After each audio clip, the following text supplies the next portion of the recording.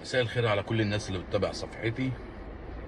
اللهم صل وسلم على سيدنا محمد. الفيديو ده على السريع للناس اللي شايفه فكره الدخول لامريكا من على الحدود المكسيك، وان الموضوع سهل. الموضوع بقى سهل قوي، والناس بتيجي من على الحدود اسهل ما بتخش سفارات.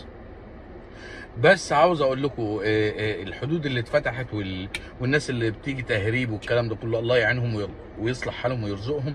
بس عاوز اقول لكم تسببت في مشكله اقتصاديه كبيره جدا جدا في امريكا، ودي انا شايفها بواقع ان انا بعمل على السوشيال ميديا وعلى التيك توك، وكل الناس اللي بتيجي من على الحدود بتكلمني عشان عاوزه بتدور على شغل، وبنحاول نساعد الناس بفضل رب العالمين. ولغايه دلوقتي انا ما لقيتش شغل لحد من كتر الناس. يعني مش هقول لكم ان انا بجيب شغل، لا، انا بحاول، ولكن من كتر ما هم موجودين الناس اللي اجت نازحين من على الحدود كميات بلا حدود.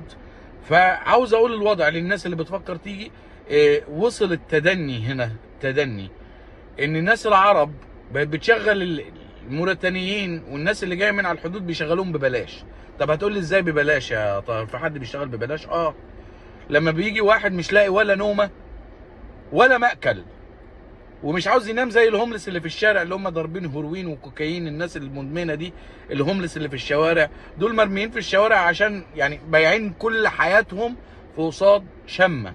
فالناس دي بتبقى جايه على باب الله، وناس محترمه وناس كويسه وعاوزه ما تتهنش. فالنهارده وصل لدرجه ان يروح لواحد عربي يقول له انا ممكن اشغلك عندي شهرين ثلاثه، هتتدرب عندي واوفر لك النومه والسكن. فانا عاوز اوصل لكم ان الموضوع بقى سيء، واقتصاديا الوضع بقى يعني مزري جدا. هتقول لي طب يعني الوضع وحش، طب ما ترجع. لا، ما اقدرش ارجع. امريكا فيها خير بفضل ربنا، وعشان انا متواجد فيها، وعشان انا يعني بقى عندي شويه خبره، بقيت اعرف اجيب فلوس. لكن دول ناس على باب الله، واللي جاي ده على باب الله. ف احذر ان انت هتيجي هتتبهدل بهدله وحشه قوي قوي قوي قوي قوي. اهدوا شويه كده لما نشوف بايدن هيودينا على فين، لان الوضع اقتصاديا صعب جدا جدا جدا. ناس اصحاب بزانس قاعده بتنش وعاوزه تقفل من عدم وجود فلوس. طب هتقول لي عدم وجود فلوس من ايه؟ طب اقول لك انا، واحد كان شغال عندك ب 1200 دولار في الاسبوع، اجى واحد موريتاني هيشتغل عندي ببلاش او هيشتغل عندي ب 300 دولار، همشي ابو 1200 وهشغل ابو 300 او هشغل ابو بلاش. فاصبح اللي معاه 1200 يا عيني قاعد في البيت دلوقتي، ولا عارف يدفع بيل، ولا عارف يدفع ايجار، ولا عارف يدفع اي حاجه.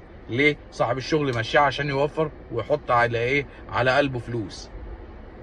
فالوضع بقى سيء. طب هتقول لي طب والناس اللي بتشتغل في الحكومه، الناس اللي بتشتغل في الحكومه دي ناس معاها ورق والحكومه بتساعدهم بفود ستامب، وبتساعدهم في الايجار، وبتساعدهم في الكلام ده كله. لكن الناس اللي على باب الله ولسه جايه معاش ورق، والناس اللي معاهم جرين كارد وبيشتغلوا كاش، لان هم معهمش شهاده تعليميه عشان يشتغلوا بالشهاده بتاعتهم في الحكومه، او يشتغلوا في اماكن زي تي موبيل، فرايزن. الشركات ديت لازم يكون متعلم ومعاه شهاده. فالناس جايه اللي معاها جرين كارد على الله حكايتها، فبتشتغل برضك كاش عند العرب. بس الشغل بقى دلوقتي قليل. ليه؟ مفيش حركه بسبب ان السوق وقع. يلا اشوفكم على خير، واصبروا شويه. انتوا لما جيتوا كتير مع بعض، فخلت الوضع سيء. يعني الناس لا حول ولا قوه بالله مش لاقيه شغل. يلا اشوفكم على خير.